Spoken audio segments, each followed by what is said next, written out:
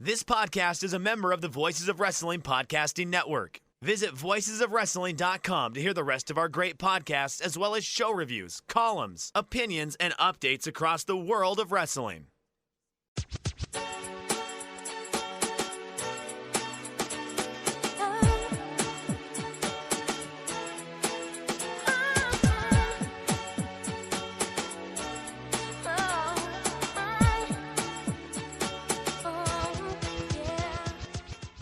This is Everything Elite, the world's best podcast devoted exclusively to all elite wrestling and the elite extended universe.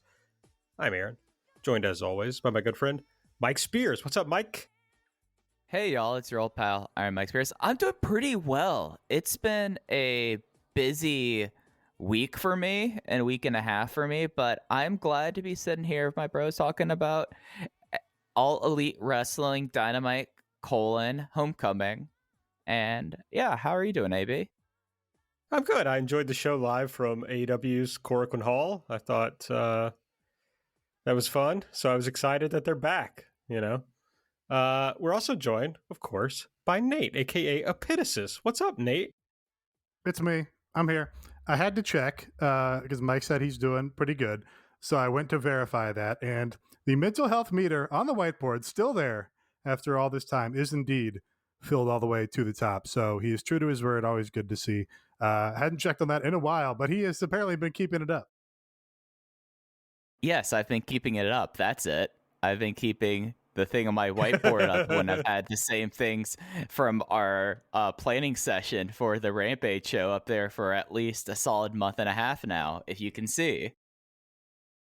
Okay, but I mean, can you confirm that the mental health meter is correct at this point in time? Oh, Nope, he's changing it. He's making a change. I can't see that far away though. Change. He erased some. Change. I am turn and face the strange. No, I had to change it from the highest rating, which is great, down to the second highest rating, which is 6. Okay. I feel like I catalyzed this decrease in your mental health now. No, 6 is great. I mean, it's not great, but no, you know, yeah, you just said it was. I mean, it's less than great, Mike. Come on, man. It's less than great, but it's very good. Like I said, I'm doing pretty good. I'll tell you what, I'm doing pretty good. I actually booked my my hotels for All Out today, so I actually found a place to stay. Also great. Happy to hear it. Always, again, we had this conversation the other week, but always a little relieved when people come into my area and get hotels. So I don't have to be like, I wonder if I should invite them to stay with me. That would probably be the polite thing to do. But I'm very, I have to defend my turf here. I'm very protective of my home space. No, I think that's entirely justified. You should know, Nate, that I've also booked my housing arrangements. So at least on a show standpoint, you're good to go, buddy. Beautiful. I don't have to clean up at all. Aaron is frozen, I think. Yes, he is. Oh, we got a vamp. Oh, he sent us a message to vamp. All right. Let's see, what's the vamp about? Did you buy the new Ariana Grande skin in Fortnite, Mike? No, I mean, I am such a Fortnite player. I mean, I'm excited about the concert series that's coming up. Of course, the first concert was Marshmello. Now I think Ariana Grande's skin is in promoting the upcoming concert that she's having in the Fortnite, because Fortnite's you're right on top of this, actually. Yeah, it's all correct. Yeah, Fortnite's more than a game now. I mean, it is now a live service, which is a thing that's happening now. It's approaching a metaverse. This is the new buzzword that all the developers are selling Mark VCs on, is the idea of a metaverse. Yeah, and I discovered a few months ago that there is such thing called Roblox, and I don't want to know anything else about it because it just seems like that's just going to make me real sad, and I'll be going down from a 6 to not good.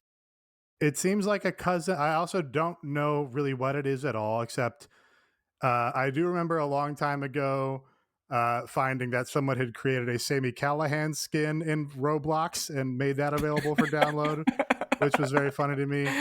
Of course. It seems like an uglier cousin of Fortnite, but also like some kind of Minecraft voxel blocks thing happening simultaneously. Fortnite's still like a super popular game. Is that fair or no? Absolutely so. Yeah, I mean, I think it's less in the zeitgeist, but I think in terms of population, I think it's probably bigger than ever. Wearing a Fortnite shirt the other day. I was like, oh, people are still doing Fortnite. Oh, for sure. The esports side of Fortnite completely fell through. That was $100 million that Epic Gaming is never getting back, but the rest of it is doing great. They're doing fine. They bought a small town now. Oh, that's right. Yeah. I think maybe in one of the Carolinas. Oh, it's outside of Raleigh. Yeah. And Tony Khan's got a piece of that, so it's even AEW related. Yeah. No, they bought an entire. It's either a former like dilapidated mall or a super church that maybe has been in said mall, and they're making it into a new campus. It is a mall, like an abandoned mall, one of our many abandoned malls. But yeah, they're gonna, I guess, refurb it. They're, I think probably super churches and CrossFit gyms have bought up 70 to 80% of all the distressed properties in America. So I'm sure there was a super church in there and a CrossFit gym at some point. If you want to know more about our progress toward buying a small town, you can follow us on Twitter at EverythingAEW. I'm at Aaron Like the Car. Nate is at Epitasis. Mike is at Fujiheya. Subscribe to the podcast. You just search Everything Elite, whatever app you use. Hit subscribe. You get these episodes as soon as they come out, and I think it helps us too. Give us a 5-star rating and review if you use the Apple Podcast app. And if you actually want to help us buy a town, head over to patreon.com/everythingelite. And subscribe. That's what we would do if our Patreon just blew up. We would buy a town, I think, for sure. I would probably let you guys buy me out because that sounds like a lot of work. Okay, that's fair. Yeah. And responsibility, really. No, and then, Aaron, you would buy me out. So actually, you'd be paying me for half of it after we jointly pay Nate for 16.5%. So you'll have all of it to build your crazy town. I'm going up in the mountains. How did Nate get downgraded? Yeah, I think I had owns a third of it, and then you both bought the third from me. You're saying we independently both bought 16.5%. Oh, right. Yeah. Oh, he did that fast. There's no way I was gonna define half of 33 that is way. that I was trying to add it together before realizing it would just be 50. Y'all, I'm real dumb, but I could do some math really quick in my head. Which, I mean, technically it would have been 16.67666 repeating 7 that we'd be buying from him. But I said 16.5 just because. I don't want to work out. I hope we never have to do that. I hope this Patreon never gets successful enough that we have to do that. Okay. As usual, we're going to start off the show with Elite or Delete. Nate, I believe I saw in a DM that you really enjoyed the show this week. So I'm interested to hear about that. So hit us with what was your favorite part of the show this week? I did. I enjoyed it quite a bit. Some of it is just expectations management. As you guys described it on Light, this was kind of a hangover show. And I kind of respected that they didn't, obviously they put on, one big marquee match as the main event. But other than that, it kind of felt like not a marquee card up and down the whole show, like, some of their Dynamites are. And doing that in Jacksonville, when you're coming off a hot streak of shows, maybe the savvy thing to do. So my expectations weren't like, oh, this is gonna be a blowaway show. They're gonna kill it up and down the card. It was just like, okay, I'm gonna see what they're up to. And I enjoyed mostly everything, I think. I will say my elite pick was not anticipating this at all to be my elite pick, was the 6-man tag match between Jon Moxley, Eddie Kingston, Darby Allin versus the team of 2.0 and Daniel Garcia. I think there was a lot to like in this match. First of all, it just had like the fun, old school wrestling feeling that you only get every once in a while when like all your baby faces team up. It's like the old Survivor Series feeling almost, when you get all the baby faces on the same side for the one time a year. You know, these guys are never interacting otherwise, and you just got, you know, Moxley and Darby and Eddie all there in each other's corner doing tags and tagging each other in to hit their finish and getting the crowd fired up for each other. And it just had a really good energy, especially because you had a pretty hot crowd throughout the show here. And then I don't think that I have, I know he's been on Dark. I don't know that I've ever seen an actual full Garcia match. I know 2.0, aka 3.0, aka Everrise has been around forever. I know Wikiphase might be mad about this. I don't think I've ever seen them in my life. I've never seen a Chikara show in my life. But those guys really impressed me. They came out and they were like, we are on the big stage. I had a friend point out that they are maybe the first NXT act that was on NXT during the Wednesday Night Wars to jump ship to the other program. I think that's maybe true of them. And they were like, we're going to fucking show what we can do in this match, even though we're not going to get a ton of shine. We're not going to get to do all of our signature shit, get our shit in. But we're going to make every little, you know, moment and every little cell. And when we go in there and start doing the in-ring dialogue, I'm going to fucking project and scream from the bottom of my chest so the people in the back rows at Daly's Place hear me. That was all great. Daniel Garcia, who I haven't really seen, has, you know, a sort of intensity and energy and urgency to the stuff he does in the ring that you don't see from the other guys, you know, on his level in the indies. Like there's one point in this match where he just like flees or exits the ring to get away from, I don't know, Moxley or something. And even that was like, oh, he did that with way more energy and intensity than most guys do laying their offense in. So I was impressed with him. And then you just got fucking really fun, cool spots. You know, Sting outside with one of the Everrise guys, like, and the guy's marking out for him, and fucking Darby sends his whole body into the top of his head. That was tremendous. So this was like the peak of the show to me. I was like, that was really fucking fun. What a novel concept. You have a short match where the baby faces look great. They dominate the other team for the most part, and yet you enjoy it and you're there for every minute. As someone who's seen a lot of 2.0, 3.0 Everrise matches, Nate, you got the Everrise experience. Like, this is what they do. Like, they aren't... They're decent enough wrestling-wise, but, like, you brought them in there really to, you know, project and be characters and just be buffoons, and they played their role exactly. Though it is going to be a really funny thing, the fact that they are the first real jump, I guess, is going to be, like, an interesting... like trivia note down the line. The thing that like kind of got me about this that I thought was really kind of cool about this match was that Daniel Garcia is someone that just is kind of out of his time and place. Like his time and place would have been Aaron, it would have been Grapple Fuck Evolve. Like he has the look for it, he has the intensity for it, a lot of his like skill and a lot of the way he wrestles in the ring would equip himself very well for like that Gulak, Biff, Thatcher era of Evolve.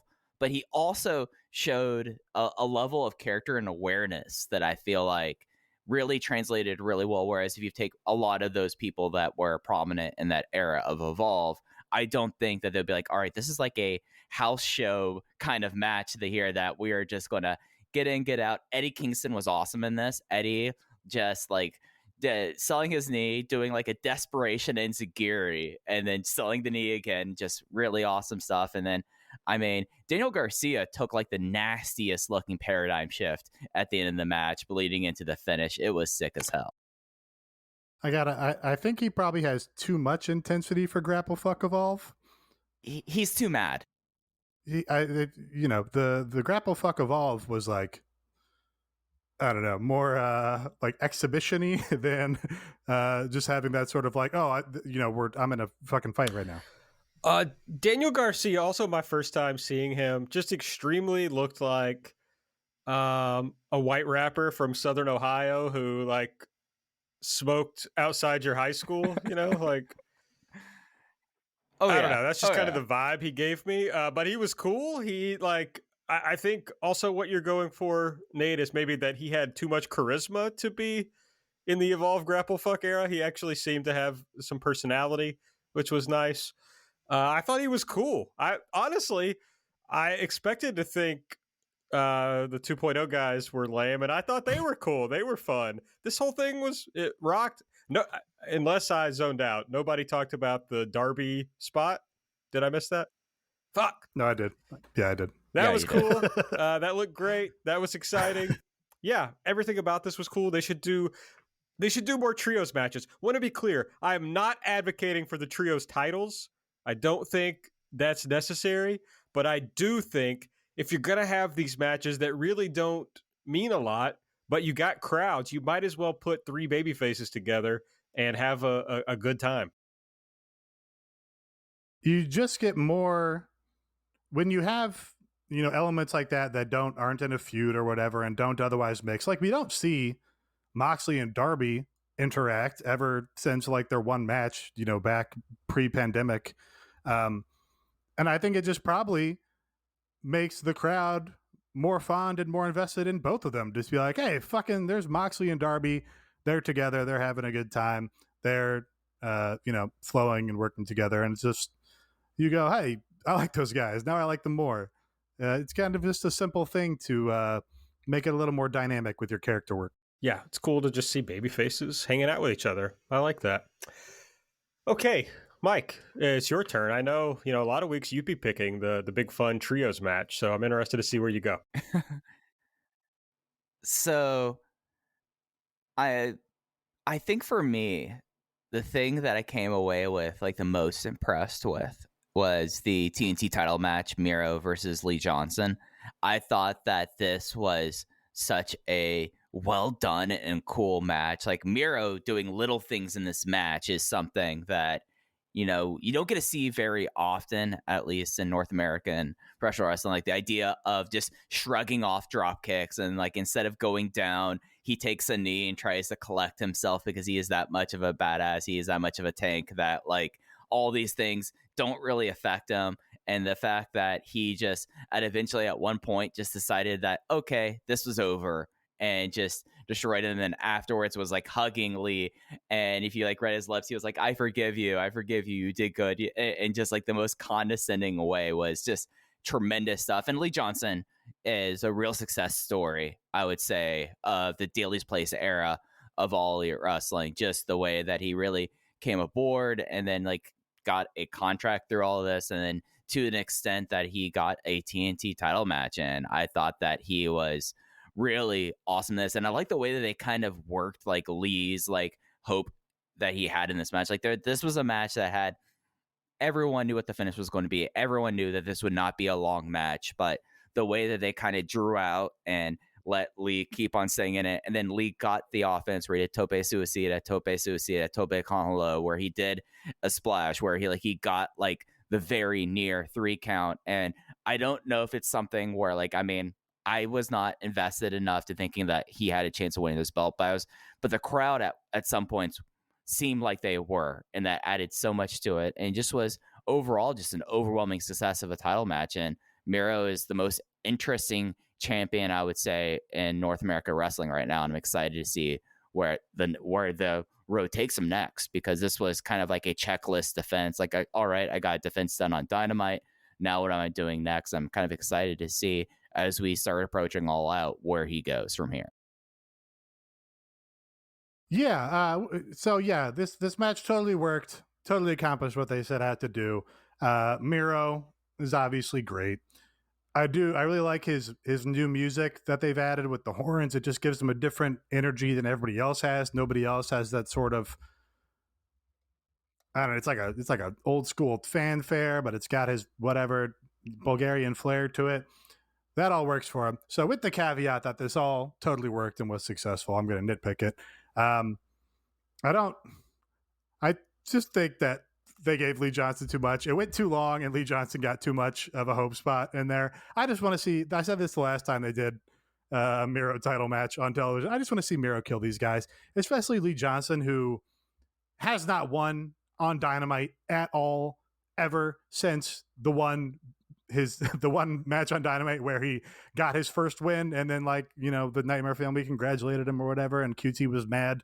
That's the only time I can remember Lee Johnson winning on this television show, and now has a title shot, and is there's like a whole additional quarter to this match that didn't need to be there, where he gets a bunch of offense in on Miro. And granted, Miro does a great job selling, like you said, where it looks like he's for the most part just toughing through all of that offense, but eventually has to show some of it. But like a lot of matches in the promotion, it was like 4 minutes too long. Miro should have just killed him 4 minutes earlier, and then you can find a little time for something else. But that's kind of the tension of how rarely so many people are on Dynamite in this promotion, that I haven't seen. I know Lee Johnson has been getting wins on Dark and on Elevation and all these things, but I don't watch them, so I don't see them, so I don't know why I should take this guy as legitimate now.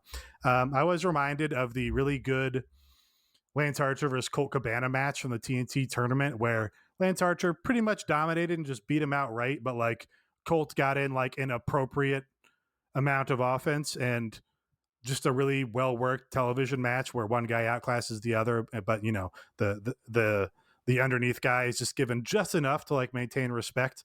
And I was like, man, that was a kind of a better version of this match. And then I was like, when was the last time Colt Cabana, a really good professional wrestler, wrestled on TV? So I did look it up. He hasn't been on Dynamite since January. We're now in August. I guess I got to go to AEW to see Colt Cabana wrestle, so that's fine. I basically agree with both of you in different ways. Like, on one hand, yes, in the context of the promotion and everything, Lee Johnson definitely got too much, and Miro, if he has to wrestle Lee Johnson, he should murder him.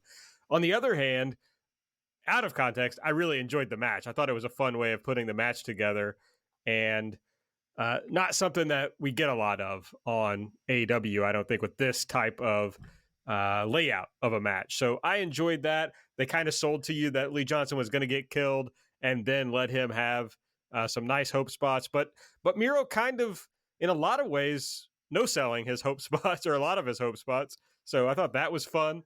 So overall, I liked the match. I'm just, not sure it should have happened, basically. I mean, a lot of the matches in this promotion, sometimes you kind of wonder why it's happening. So Sure. I guess, like, for me, like, I've just kind of couched the idea that in this promotion, it's going to go a little longer than I expected. And I don't want to say adjusted to a curve, but I kind of have adjusted to a curve on this. And I just kind of expect that. So I totally understand like how Miro was selling at the beginning of the match. This should not have come off at all that Lee Johnson was there. But at least for how it was working in that regard, I felt like that they built up to Lee Johnson's offense actually working in a logical manner, so it didn't bother me as much. Will it help? Was it necessary? No. Will it hurt Miro? Probably not in the long run, but I totally understand where Nate's coming from with that. Yeah, again, mine's with the caveat that the match did work and totally accomplished what they meant to do, but just my own regular nitpicks about the length of these matches and a lot of stuff. Well, I'm going to take the easy one, guys. Malakai Black fucking rocked on this show. I think we were all pretty skeptical of him. I know a lot of people were skeptical of him. The music hit, the guy walked out, and I was like, no, this guy, it felt like a fucking star, man. He came out, it was like, this guy rocks. The crowd was into him. He did his little crisscross applesauce gimmick, and it was fun. And then he came out and just had great presence, kicked the shit out of Cody, gave him the Ultimate Warrior WrestleMania 7 pinfall that rocked in a lot of ways. I'm stopping every nice thing I'm saying, when the bell rang, for sure. The last bell rang. But Malakai Black was great. And if he just kind of is like, I think, God, what's their fucking name? Somebody did this tweet, so I'm stealing this tweet. But if he's just goth Steve Blackman, then he rocks. And, if he doesn't make it too spooky, then I think it's going to be a great time with Malakai Black in AEW. I feel like nothing against Steve Blackman. Steve Blackman was pretty cool, Yeah, I think you can maybe set higher sights than that. I mean, Steve Blackman was like a underneath job guy, and like you said, Malakai Black came out here, huge reception, and the whole production of his entrance is really strong. He does come off like a star. I will maybe do a delete for his shorts. His shorts just don't seem. I don't know. Oh, I like the idea of the MMA shorts, but they're just like a little too velvety or like flowy or something. So I don't know, maybe just tighten those up, I guess.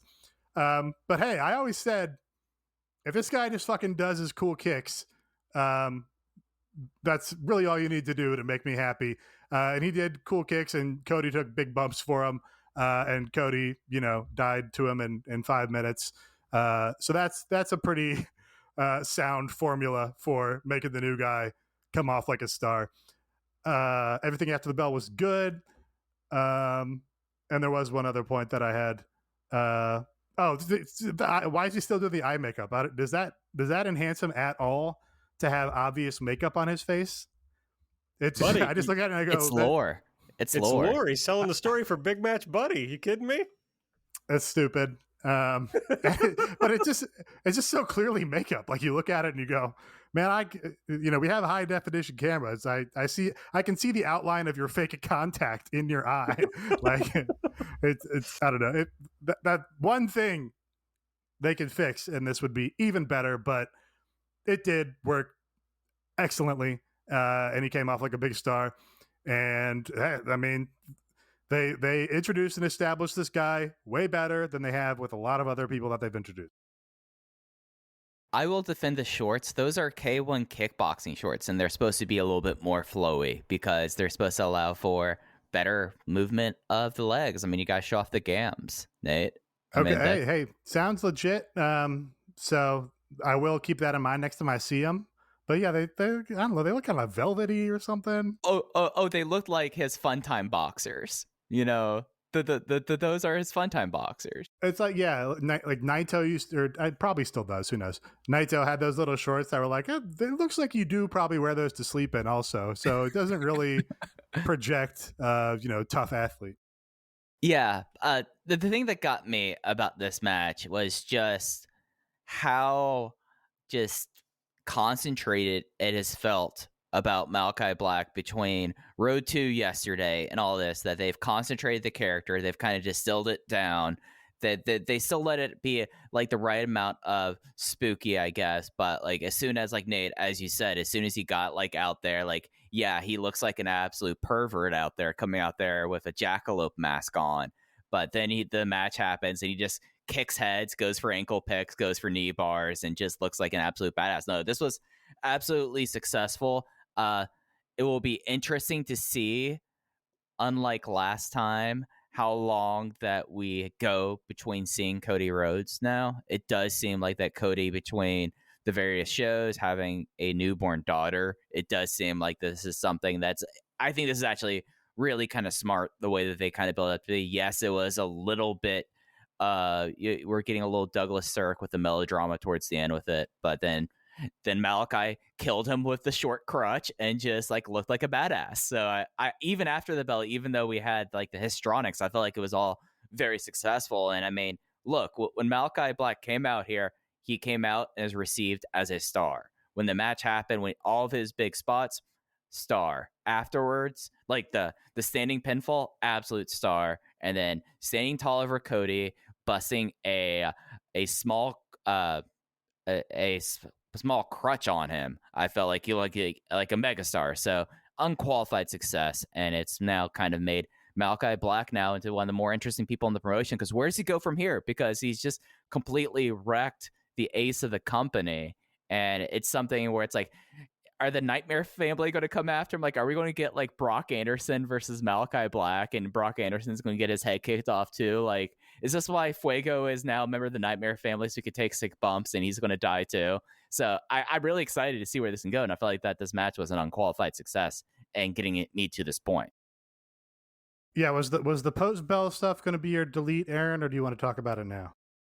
It wasn't going to be my delete, but, I'd like to keep it. I was trying to keep some positivity in this portion of the show. Well, I'll be positive. I like the post-match I thought stuff. It was tremendous. I thought it was great. we know Cody's going to do the Go Big Show too, and he's got a baby, and so on and so forth. So he escalated the stakes from what he did last time when he did this with Brody Lee. He's like, well, not only am I leaving and going out on a crutch now, I'm also teasing that I'm retiring. Just great, goofy pro wrestling escalation of stakes. And he sold it. He sold it very well. He's doing like the off mic, like kind of sounds about the pain he's in. That all landed for me huge. He takes a little nugget of truth and to pop all the Trevors out there. And it's like, we had EVP infighting, but because, I'm here at the end of my run, I got to tell those guys that I love them deeply. So just that little kernel of truth that makes you wonder if he's being honest about everything else. And, right at the moment where you think, man, this is working. This feels like unvarnished Cody. This feels like the Cody that people connect to and the Cody that people want. But, Malakai Black just killed this guy and then just left unceremoniously and is not on the screen anymore. And that's something to mull over. And right when you're thinking that, Malakai comes back in and blasts the guy. Got a big laugh from me. So I thought it was pretty great. But Mike was talking on late today about how Cody has the biggest variance between the good shit that he does and the bad shit that he does of maybe anyone in pro wrestling, which I think is exactly right.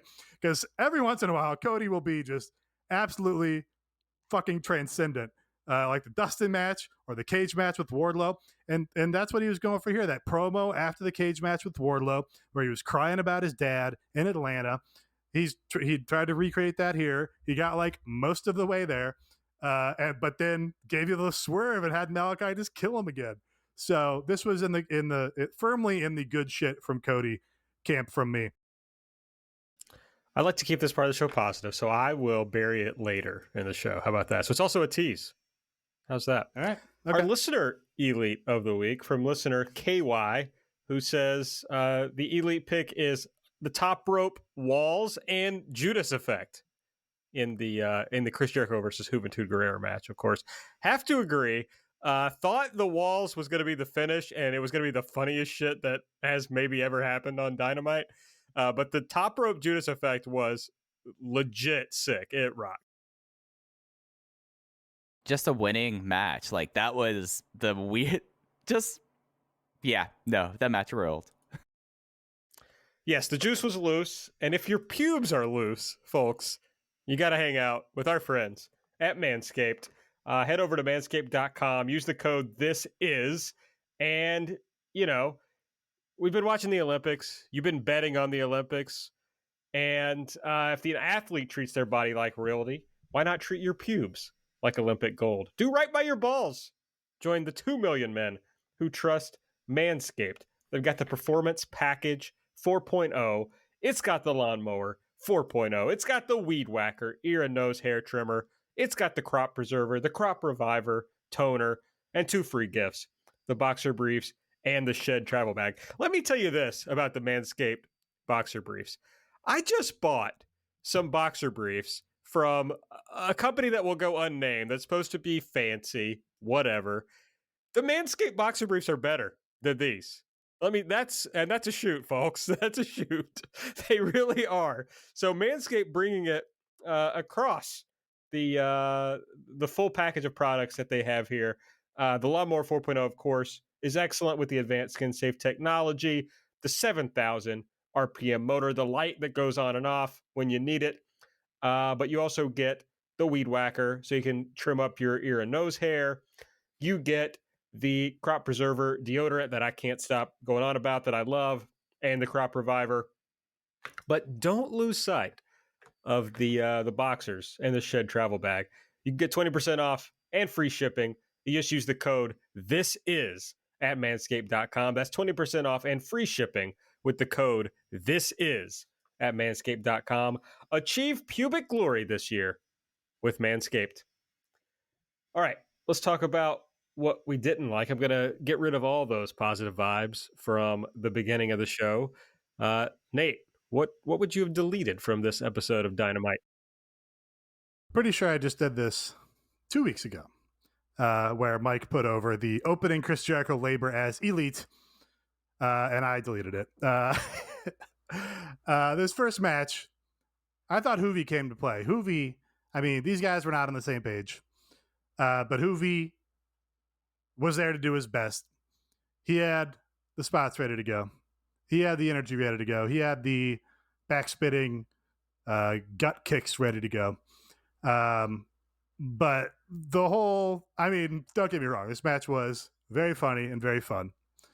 But I think the novelty of having Chris Jericho fight Nick Gage last week, and the fact that they had a whole bunch of plunder and gimmicks kind of protected him a little bit.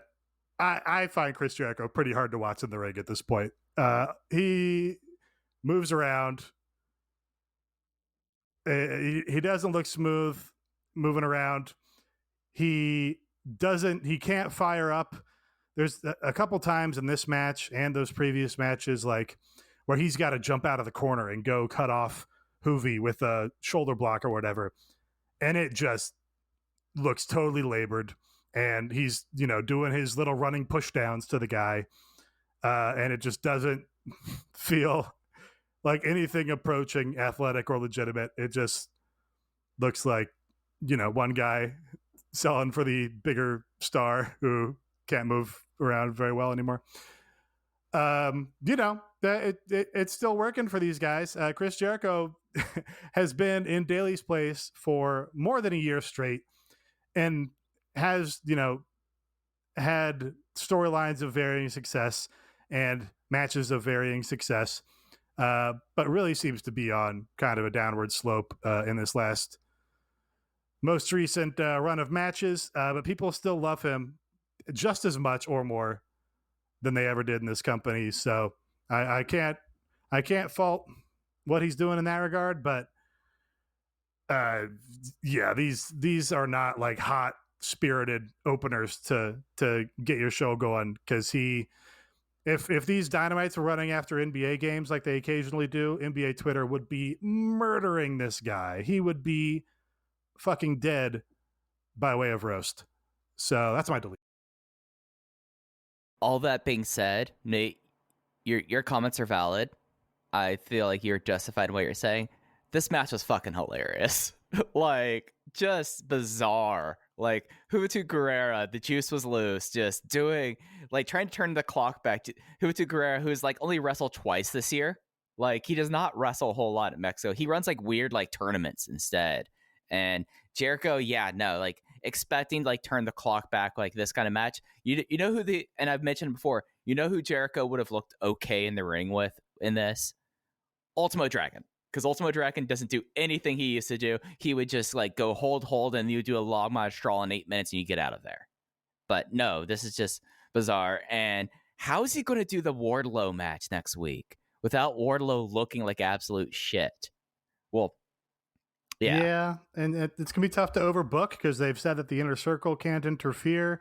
So, and it's, Jericho is not spry or nimble enough to be like, evading and outsmarting two guys at once. It's just going to look labored and slow and fake. That's just what he is now. So also very strange choice by commentary. MJF gets on there and he's like, Hoovy is the fastest and most agile luchador in the world.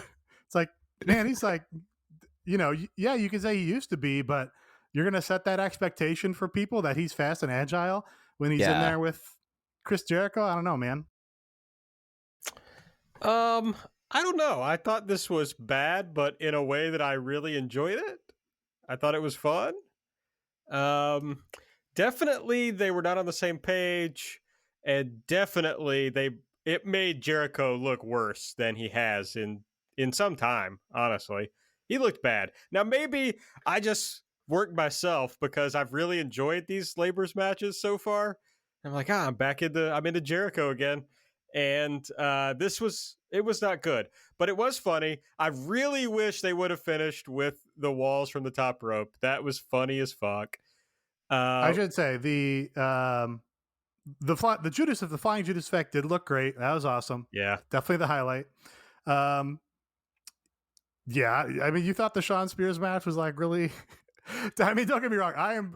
This version of Chris Jericho is very funny, and again, if he was, a luchador doing this in Mexico in front of 800 people, I would think he's the absolute greatest. I like the Spears match. I did. Yeah, Jericho looks rough, man. He does. I mean, he's bad. That's all. Now, speaking of commentary doing weird things, after this match, MJF does his whole spiel about Wardlow being the fourth labor, which I do agree is weird, and I kind of hate the idea that Wardlow is going to have to lose again. But MJF is like, oh, I'll be accompanying Wardlow to the ring, and JR immediately says, MJF's the referee? And it sells it as being the ref, but then the graphic later doesn't say MJF is the referee, so I don't think he is the referee, but Jim Ross said twice that he was. Like, what the fuck? Yeah, he's not the referee. No. I think JR just thinks. What's Miro's catchphrase? Is it God's favorite champion? Chosen champion? Favorite champion? Yeah, God's favorite champion, the Redeemer. There was a moment, I think, during the ad break where Miro is getting the heat on the dude, and he yells into the camera, God's favorite champion. And Jim Ross goes, oh, God's only champion. Is that what he means? All right. Mike, hit us with your delete pick of the week. Just Christian in general, like Christian on the show just was not good. And especially for how things are starting to come together for All Out. He is currently, after the night show, ranked number 1 in the men's division. He cut like an absolute bizarre promo backstage afterwards. And then it is just like, you're doing this build up here. And if this was a build up to a TV match, that makes sense. Like if this was going to be a TV Christian match here, and they have time, they have at least 6 episodes of television to get there. But everything that's like put out by Christian right now, is there anything in how Christian has, 1, wrestled, or 2, has been portrayed that makes you feel like, hey, this feels like the right person to go do a pay-per-view main event with? Because I just like look at this, I'm like, this seems like perhaps like the worst possible option they could be doing with the AEW men's world title here. And it was abysmal. Like the Christian stuff this week just like made no sense to me whatsoever. Yeah, I mean, I can't do a great defense of Christian. If he's the all-out match, as has been suggested or rumored, that's a pretty big disappointment. I agree. I think he's a fine television challenger. That would be, they brought him in and were like immediately setting him up as like a dream Omega match. So, they did a little course correction. They got him on solid footing with the Jungle Boy thing. That's all great and wonderful. And then maybe you heat him up for a television challenge. That's totally a valid place for him to be, I think, given his history in the business and everything. But yeah, Meltzer said Page is not on All Out, and they're not doing a title match there. Some people have suggested this is because his babies do. But to go from expecting that to be the match, and even assuming that like CM Punk is somewhere on the show and he's going to send most of the Chicago people home happy. I'm still going to, if they're in the building, I'm going to be fucking annoyed that Christian is in the world title match. Like, really? Christian? I guess. I don't. I thought the Matt Hardy match was pretty good the other week. Here's the thing. Christian, his finishers stink. The spear stinks. The unprettier stinks. The spear, but he beat him with the spear here, and his spear just doesn't look like anything. It looks like a little stomach hug push down. Terrible finish. Surely there's another finisher out there. Stomach hug push There's got to be another finisher out there that he can use. I mean, he has been using these 2 bad finishers for like 20 years. I understand. They're still bad. I don't know. That's all I got. It looks like a 8-year-old learning how to play tackle football. Like there's no momentum. It's just like colliding and falling. It just looks bad. It looks bad. Who has a worse spear, Christian or Charlotte? I cannot tell you the last time I saw a Charlotte spear. So Yeah, buddy, you're barking up the wrong tree. There are bad. I was there just- are- Her spear was bad. It was bad. most people have very Yeah. bad spears. There's like I know a very bad Spears. ah! Hey-o. Mike no sold that. I was talking about Drew, of course. That's why I no sold that. Well, yeah, many more bad spears than good ones. If you can't do it like Goldberg, don't do it. I don't know. Yeah, agree. I don't have anything to add to that. Couldn't agree more. Everybody knows how I feel about Christian, so I don't want to pile on. All right, I have an anticipatory delete, a preliminary delete, and it kind of plays into that. It's like whatever's going on with Adam Page, I really don't like. Because I mean the Elite thing, everything the Elite did on the show was good. I want to be very clear about that. All of their stuff was good. But whatever's happening, if the idea is that, well, his child is going to be born around this time, and so he's going to have to take time off, so he can't, win the big title or whatever. Did they fucking just find that out? I mean, generally, a fetus gestates for about 9 months. We're 1 month away from All Out. They were clearly building to this match. I do not believe you if you tell me the shit from like the last couple of weeks before last week was building to what they're doing now. Nonsense. So they clearly have changed paths for some reason. If it has to do with CM Punk, that sucks. If it has to do with the kid thing, that sucks just because of bad planning, like on everybody's part, to be clear. You also shouldn't have planned to have your fucking baby on All Out. We all know how long it takes. So I just don't like it. It's cool. Like, the story makes sense that he had to come to some reason why the Dark Order thing also didn't work for him, right? Like, he has to do this on his own. That's the only thing that makes sense. But he should have gone to All Out and lost the match, and that's why he found that. I mean, that would have been crushing, right? I just feel like it should have been a bigger thing, the same way that he figured out that the Elite wasn't going to work for him. So I just think it's a cheap way to tell like a really important part of the story, and I'm just bummed about this path that we're on now with Hangman. Well, I hate the idea of him having the match at All Out and losing. I think that's worse than postponing the match until he can win it. But yeah, I will say, if it is the case that he's not on the show because his child is being born, they need to get that story out there and launder that to people. Because if there's the perception that there already is the perception that they're putting him, on the bench because CM Punk is coming in. And I don't, there's nothing in the text of the show to make you dissuaded from that perception. So they need to do a little PR move and get out to your Roverts and your Joe Lances that Adam Page is out on the show because he's having a baby. And that's the only reason. Because, CM Punk's going to be fine in Chicago. But if he comes in playing the Rock role of the part-time worker who's coming in to take the spots away from the, guys who are here and working hard every single week and our homegrown stars, and we're going to bring back this star from the past and put him over instead. That kills him, and that it lessens your affection for the company and the brand. It makes you go, this is kind of just the same old shit, isn't it? So I think they need to tread kind of carefully on that point. Yeah. What's even more annoying to me is that what you're saying about they need to launder that story, because they're still telling a story on TV that could conceivably end in Adam Page challenging Kenny Omega at All Out, which we're led to believe isn't happening. So, it's just one of those times where I guess hearing things or whatever kind of fucks up. I don't know. You don't know what to expect. But if they're not delivering that at All Out, they are continuing to sell a false bill of goods to the fans, which I think is a bad idea.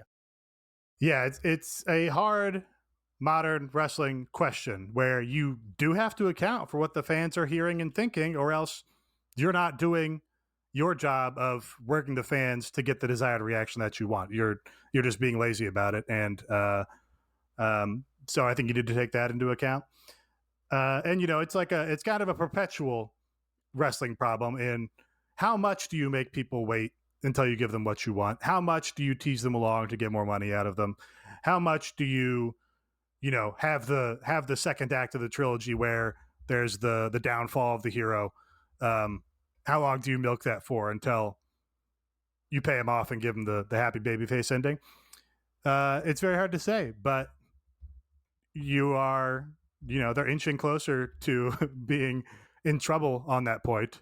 And I think I hope that they are more aware of that than they are about what they're putting on their AEW Dark show.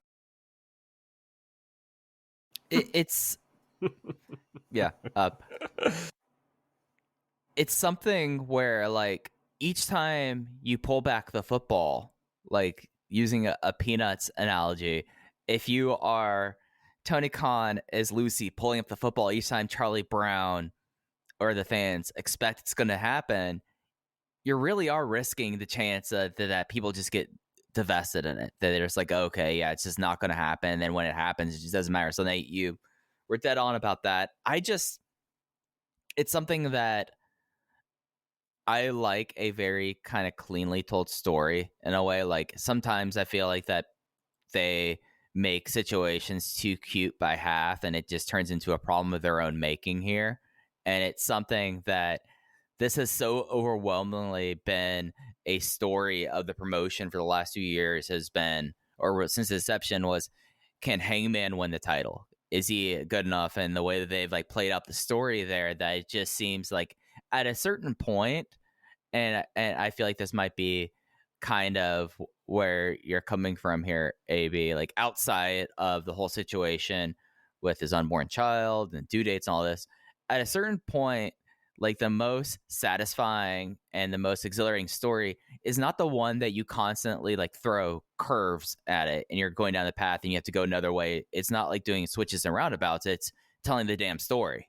And when they get a little bit too cute for half, then you get the chance of like, oh, we think this is going to really be satisfying in the end. And then you're like, is it going to be? And if they accomplish that, then yeah, sure, that's the right way to do it, or that was a satisfying thing. But if it doesn't come off as anticipated, then maybe you pulled up that football one too many times. Yeah, and I gotta say, this wouldn't really be the first time they pulled the football with Paige either. He was in the first title match, and I think people thought he might genuinely have a chance to win there. And when Aaron started talking about his delete and saying, I'm getting tired about what they're doing with Adam Page, and now he's doing a thing where it's like, well, now he's leaving the Dark Order. He's not friends with them anymore. It, just took me back to, they wasted months on this Adam Page thing where he was in the Elite and then breaking up with the Elite, and then he really quit the Elite. But no, actually, they're still forcing him to be in the Elite. But now he's really quitting the Elite for good. Now he's going to be friends with this other group. And we were fucking tired of it. And we all want to like Adam Page. We are all rooting for Adam Page to get elevated and be a fresh new star in 2021 and be like, oh my God, they can do it. They can still make stars in wrestling. We all want that to happen, and they have not made it as smooth as it should be because they keep getting in their own way with this. Will they or won't they? Will he or won't he? Can he? Can't he? And now this is just one more thing that they're throwing in there. Like, you got us back. It turned out the Dark Order and Adam Page thing did kind of work, but now you're again threatening that. And I just, they got to tread carefully. Listener delete is from Patrick Cosmos. He says, delete 1,000 years in jail for the wordy sign guy on the hard cam. Insane signs from this person. I only noticed the one, I think, about Miro. We had one about CM Punk. I only noticed the Miro one. When they first started running AEW events, didn't they say no signs? Wasn't that a thing that they weren't? It was like we don't want our crowds to be full of signs, obstructing people's view. Yeah, there might have been like, hey, I feel it's like we're catering towards the fan experience was like a big thing about that. But The only sign of that guys that I noticed was like he had like wasn't it like a really like depressed sign or like a sign about someone that was supposed to win, and then it was like the exact opposite happened, and then like he looked really crestfallen on camera. I think I saw it was somebody talking about it in the Discord, but I don't remember what it was. Yeah. I didn't register that. I mean, I just think signs at wrestling shows, like, it just makes a miserable viewing experience. Like, at least he was putting them, from what I could tell, like over the barricade and not holding it up the entire time. Yeah. So They were just unreadable because they had like fucking paragraphs on them. Yeah. Paragraphs using like the very fine tip Sharpie. Yeah. Like, no one's going to be able to see that on national television. Yeah, unnecessary. I think I'm just totally against signs. I'm tired of seeing signs in my Twitter feed.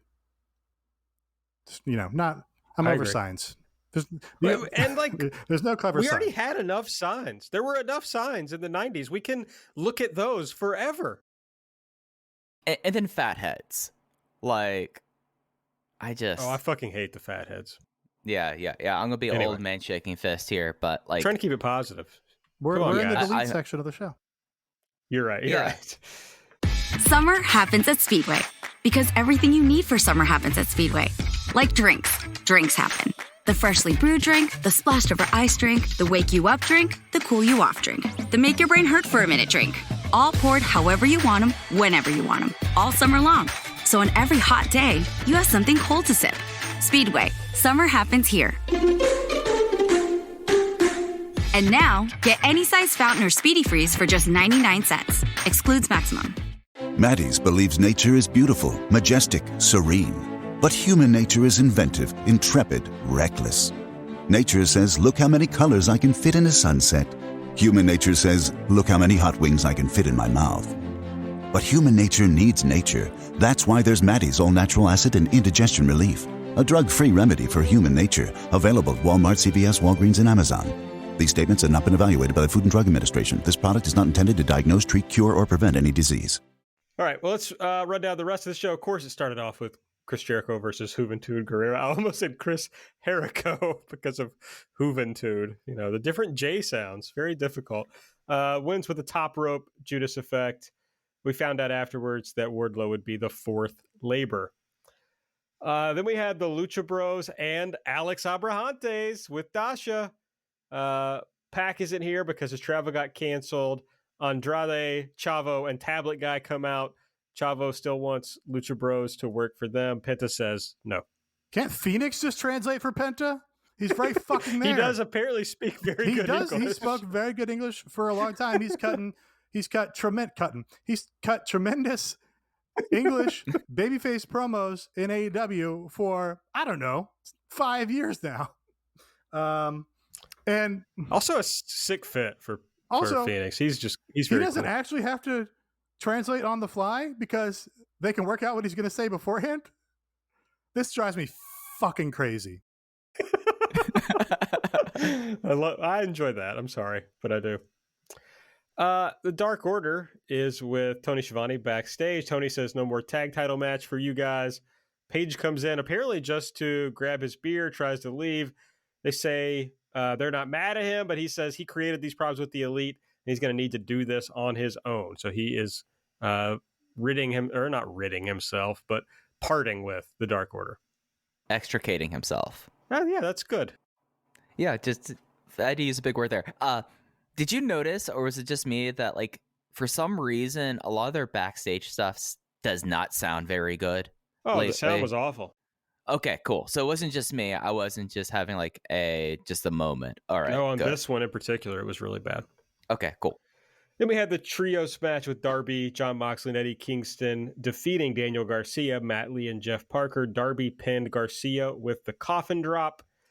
Then we got a hype video for Ricky Starks versus Brian Cage. They're just having Brian Cage cut promos for some reason. But still, excited. This is going to be a fun match when they finally pull the trigger on it. Which match? Ricky Starks versus Brian Cage. I don't know. We just saw this match, and they've only made just both of these acts less good since then. They've only made Brian Cage less over since they just did this match. So I'm trying to stay positive. I'm not excited for it at all. I'm just totally. I'm 180 on Brian Cage now because what they've done with him makes no fucking sense. He's a huge dumbass in real life, and he has to demonstrate that to everyone online.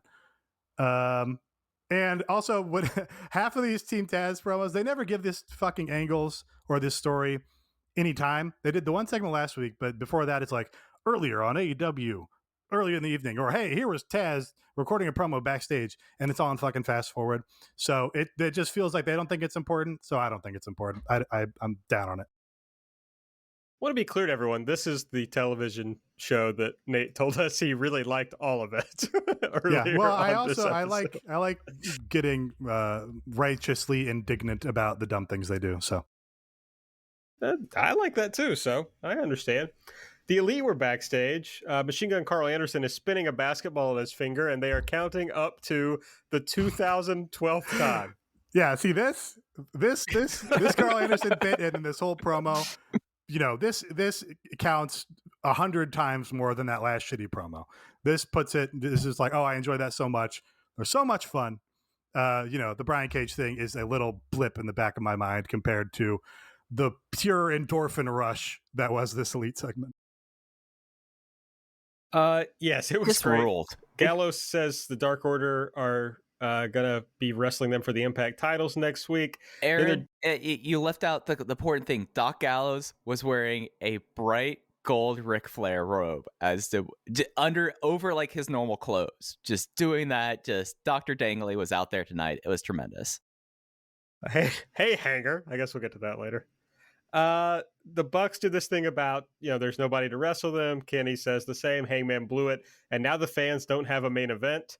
Brandon Cutler cuts down the net of this basketball goal that's there. See, that's interesting to me because I think this is stupid, but doesn't it scream to you that they're going to do Kenny versus one of these big debuts as the all-out match? Well, Kenny was wearing a Cookie Monster shirt, which many people took to be a CM Punk reference. You omitted Brandon Cutler getting fired up to cut his own promo, and then they're just because he wanted them just pushing him to the back. That was great. Love Brandon Cutler in this role. You also omitted Kenny after this very long promo by three other people, shoots and makes two shots on the hoop with no apparent cuts, which I was very impressed by. Because Kenny, not a natural basketball player, as you may know from watching him dribble, but made those both nothing but net in a high pressure situation. So that's why he's a top push talent. Brandon Cutler, low key, not an elite pick, but background player of the day here between this and what he does in the other segment. Christian versus the Blade was up next. Christian won with the spear, as we discussed. Then we got a pre-tape with Santana Ortiz and FTR building to another match because FTR Bald wants to get back at them for Cash's injury. And I just want to congratulate these two teams and AEW on finally figuring out a build to a match between them. Very good. And figuring out how to edit a dynamic promo war between these two teams, because the editing was actually crisp. They made Bald do a good promo. Bald had a good promo, but I was grossed out the entire time because they showed Cash Wheeler's injury. I'm glad Cash Wheeler is doing well.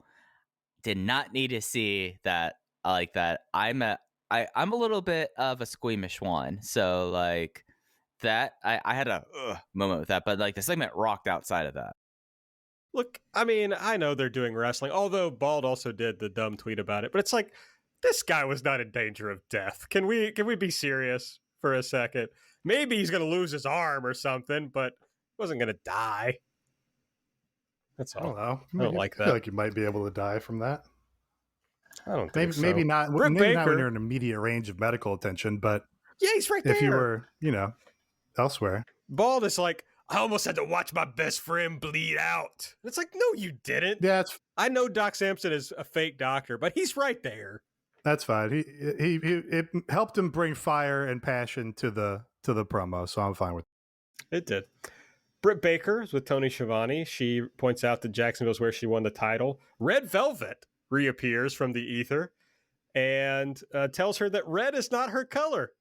She wants to challenge her. Britt reminds her that she beat her in 3 minutes in Jacksonville the last time they wrestled, so she's willing to take her on again. They both agree that they've changed. Britt wants to wrestle her in Pittsburgh. Rebel tries to attack Red Velvet, and this leads to a fake out that allows Britt to attack Red Velvet. Red Velvet has maybe talked on Dynamite 3 times, came out here totally composed, full of poise, looking like a star, talking like a star. It's like, oh, shit, another good female talent we don't have time for. It's something that like they started building this up on Dark in a way. And Nate, I know that these are things you don't watch. Take a guess what her finisher is now, because they've changed it like 4 times. The Crossroads. The play of the day. Is that the same as the roll of the dice? And it's the same as the overdrive. Yes. Yeah, that sounds about right. We gotta get somebody in the lab to just develop new finishers for Red Velvet and Christian. This time it's called The Last Slice. She has a cooking gimmick. Well, as Danny said in the YouTube chat, he was talking about Christian, but I think this is true of other people too. They just need to study Kenta tape so they can find some new finishers. He's provided lots of good finishers to people. Red Velvet was using like her version of like the flying knee boot for a while. Like she's gone through like 4 finishers here, and someone was watching a Kenta tape and told her to do that move. So, Danny, you're absolutely right about that for Christian, but did not work for Red Velvet, I feel like. Or they should have went back to that instead of doing an overdrive, play of the day, roll the dice. Let me put a pin in this, but Britt, don't go back to these like just straight up babyface promos. Like you got to keep your edge. Mm-hmm. I'm not going to criticize yet because this was one time, but I want to see her keep that edge. You're right about that, but I thought Red Velvet in a tough spot again because Britt is like mostly a babyface. She like had the verbal barbs and got good reactions for him. So I think it was a positive segment for her. Yeah, you're right though, and I didn't think about that. But another weird thing where it's like, let's bring out a babyface to challenge Britt. Okay, Adam Page is with Tony, and they did this whole thing where the Elite interrupted. And Omega went off on him and said they don't have losers in the Elite, so he can't rejoin. Page slapped him. Everybody else attacked him. The Dark Order tried to come out, but then Evil Uno and Stu Grayson basically pushed them to the back, and that led to the Bucks hitting multiple BTE triggers on Page. The Elite Hunter, Frankie Kazarian, arose from the dead, but the numbers were against him, and we end with Omega hitting Page with the title. That's not just it. We also had Michael Nakazawa dunk the ball on Adam Page, and Brandon Cutler get so happy because he got the cold spray on Kazarian. The flunkies are amazing. They're so great. What was really good about both of those, Cutler was like using the cold spray, not only to spray him, but was like fending him away with the cold spray like it was a sword or something, where he's like, no, you can't come close to me. It was like a bug. It was like he's trying to spray a bug. And then Nakazawa with the ball, had to get the perfect opportunity and took like three attempts too long to actually use the ball, and then did it at like the perfectly wrong time. Very funny. Love those guys. Then we had Dan Lambert pre-tape. He's back and says he's bringing backup next week for Lance Archer. So I guess any guesses on Dan Lambert's backup? Got fired up for this. Paige Van Zandt. Yeah, heard Tony was at the Paige Van Zandt fight. I kind of had her slated maybe as a possibility for Britt's Heavy if that's not Ruby Soho. She can't fight Lance Archer. Who's maybe it's Kane. Because Kane is back. Kane is back in AAA now. Yeah, I'm sorry, Mayor Glenn Jacobs. No, the good Kane Velasquez. Yeah, not the worst Major League professional wrestler of all time, Glenn Jacobs. Here's the thing though. Cain Velasquez is AKA. That's San Jose. Oh, in terms of his fight ATT, camp? Yeah. Yeah, but it I don't think AKA probably doesn't have a ready-made wrestling promo guy already working in AEW. No, you're entirely right about that. King Mo. I mean, remember when King Mo was supposed to be a big thing in wrestling? In terms of, did I hear the name King Mo a lot? I do remember that. I do not remember when I ever actually saw him or had reason to believe that anyone believed him to be big outside of like whatever people were listening to, whatever podcast. Danny has a good point in the YouTube chat. Kurt Angle in Pittsburgh. Oh, that's not a bad idea. no, he doesn't. If it's like a one-time thing. Yeah, it would be weird, like putting him with Dan Lambert. That would kind of, it's not like Kurt Angle needs somebody to talk to him, but I guess if you're the story is that it's building off the Lance Archer thing. Okay. Yeah, that'd be fine. I'd get a good reaction. Oh, for sure. For sure. I went to the American Top Team website and I just really can't find anybody that is interesting. So, well, I mean, he's too busy. Dan Lambert's too busy bringing the U back to build a website. Like, we need to make sure each time Dan Lambert appears in AEW programming, we have to make sure at least once we mention that he's the man who is bringing the U back by paying everyone $6,000 just tweet about American Top Team. I think like once a month. Like, that's it. Dan Lambert was like, hey, wrestling's in good hands. Wrestling is back. Now we need to bring the U back. Is it just going to be Jorge Masvidal? Could be. Yeah. He was at AEW the one time, right? He's been at AEW a lot. Like, whenever Dan Lambert has been there, he's brought Jorge Masvidal. Amanda Nunes. Wasn't Amanda Nunes in the crowd in Miami? Maybe. No, but Amanda Nunes, I can't imagine UFC being okay with that, though, at this point. We had the TNT title match with Miro defeating Lee Johnson with the game over. And then Christian did his weird promo. He sang the Golden Girls theme. He said he's not going to be helping Layla because she already has friends, best friends. And then points out that he's happy to be the number one contender. He's here to win titles. He's better than good. He's elite. Then we got for whatever reason, the NWA Women's Title Eliminator with Layla Hirsch versus the Bunny. And Layla won with the cross arm breaker. So apparently Serena Deeb is injured again, or she's having another surgery. Like they were mentioning that on commentary, like that she has like another knee thing. So like that's why I guess the Bunny was put in here. Yeah. Or but it was JR who said that, so I'm like, well, he might just be fucking wrong. no, that is entirely. He might just be talking about the last surgery or whatever. So I was kind of like, I can't fucking trust what this guy says. So who knows? Yeah. This match, though, yeah. It definitely happened. Jade Cargill had a pre-tape with Smart Mark Sterling. He said she hasn't been wrestling. Hold on. You forgot to bring up that Camille Brickhouse got into the ring. I didn't forget. I just didn't care. Okay, that's fair. She's big. Fair. She is big. Statuesque. Smart Mark says that Jade has not been wrestling because they've been building the hashtag Jade brand. But now they're back, and she's going to be wrestling on Elevation on Monday.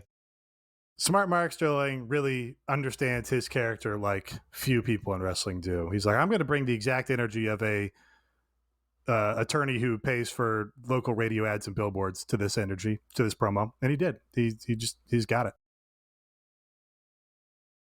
Then we had the main event with Cody Rhodes versus Malakai Black. Black won with a spin kick. I don't know if they said what he's calling it now.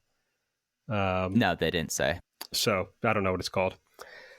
And after the match, there was the thing that everybody talked about earlier. My criticism of this is, well, first of all, that it was corny, but second of all, that Malakai Black had already made Cody take 2 bumps that were more brutal than this. I mean, like, you have to keep escalating if he's going to attack him again.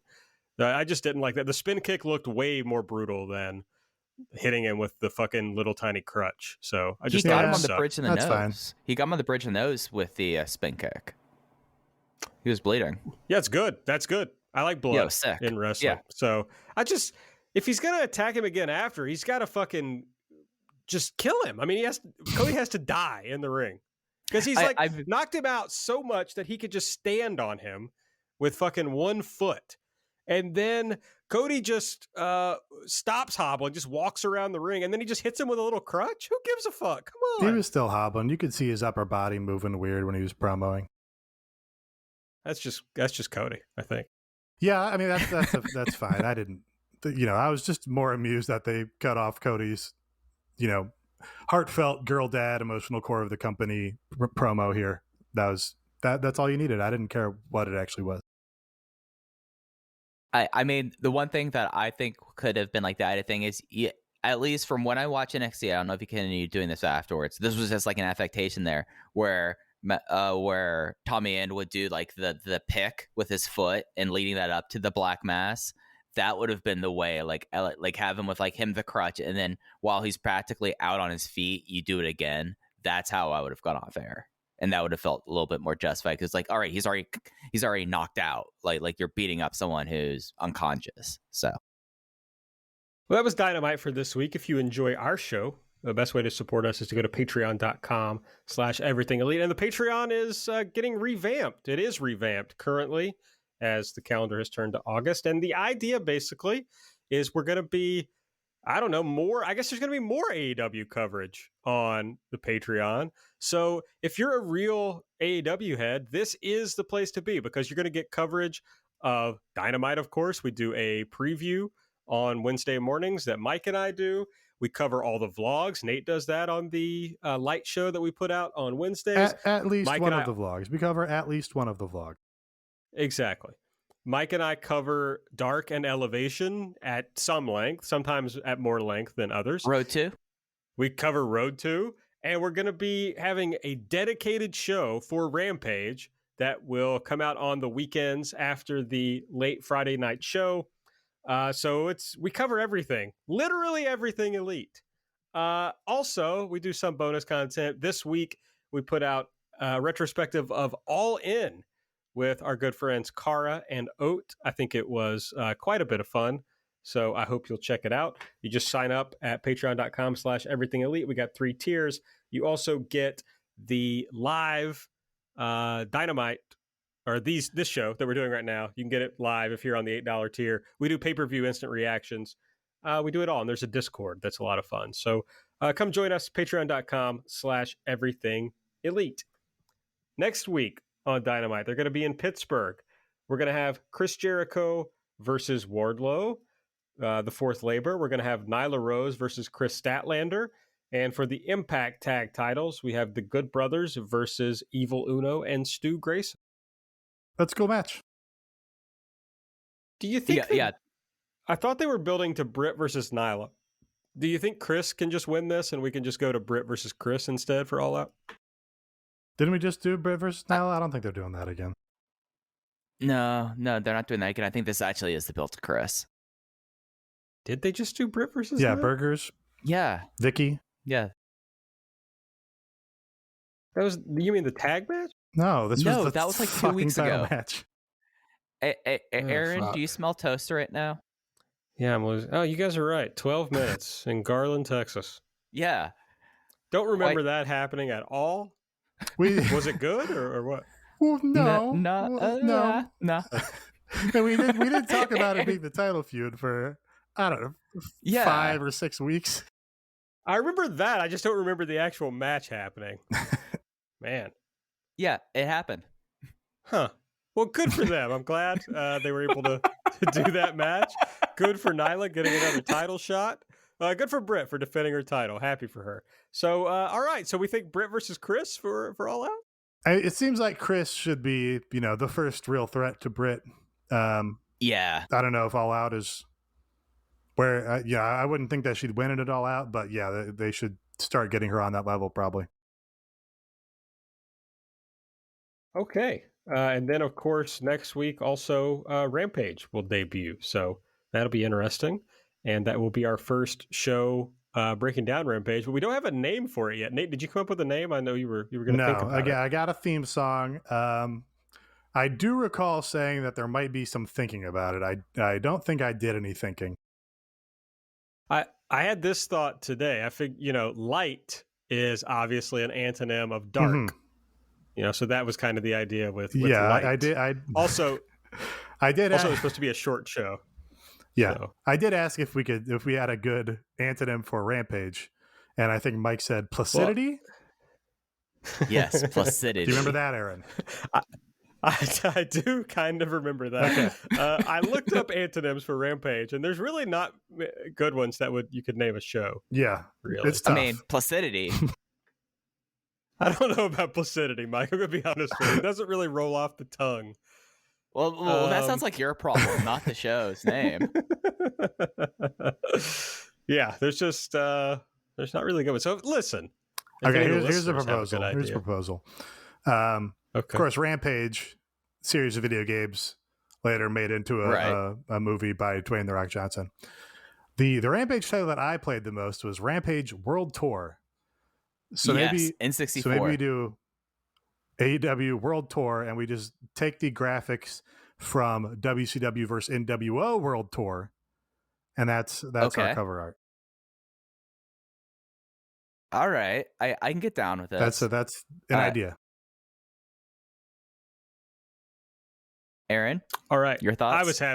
I was having some internet issues, and so there was some buffering, and so I wasn't really sure when Nate was done talking, but I did hear everything. So your thoughts? Sounds great. Okay. World Tour is the name of the show? That's your idea? See, now it sounds like you don't think it's so great when you phrase it like that.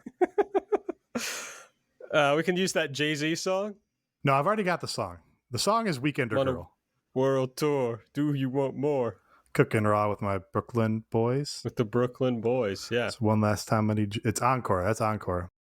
Hova. Yeah. Yeah. No, we got the song. I've sung a lot tonight. I think we're good. That was more of a chant. You chanted there. That is fair. I'll just shut the fuck up. How about that? All right. Okay, well, I think that's the show for this week. Make sure you're following us on Twitter at EverythingAEW. I'm at Aaron Like the Car. Nate is at Epitasis. Mike is at Fuji Heya. Subscribe to the podcast. Give us a 5-star rating and review on the Apple Podcast app. If you want to support the show, you go to manscaped.com and use the promo code THISIS for 20% off and free shipping. And go to patreon.com/everythingelite and subscribe. For Mike, for Nate, I'm Aaron. We'll see you next week.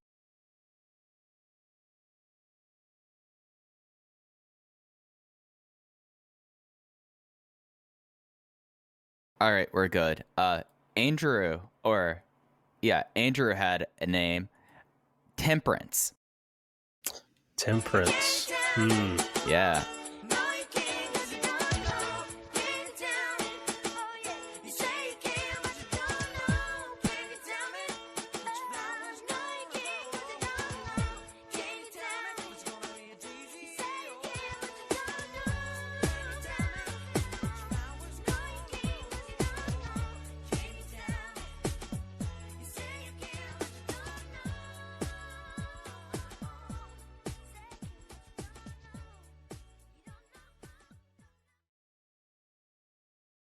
Summer happens at Speedway because everything you need for summer happens at Speedway.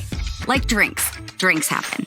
The freshly brewed drink, the splashed over ice drink, the wake you up drink, the cool you off drink, the make your brain hurt for a minute drink. All poured however you want them, whenever you want them, all summer long. So on every hot day, you have something cold to sip. Speedway. Summer happens here.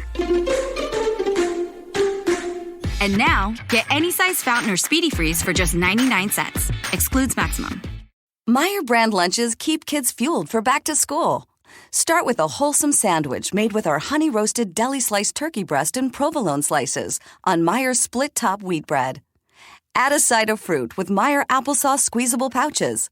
Treat them at school, after school, or anytime with assorted fruit-flavored snacks. And pack it all up fresh and neat with Meyer brand sandwich bags and napkins. Discover big taste and bigger savings when you go back to school with Meyer brand.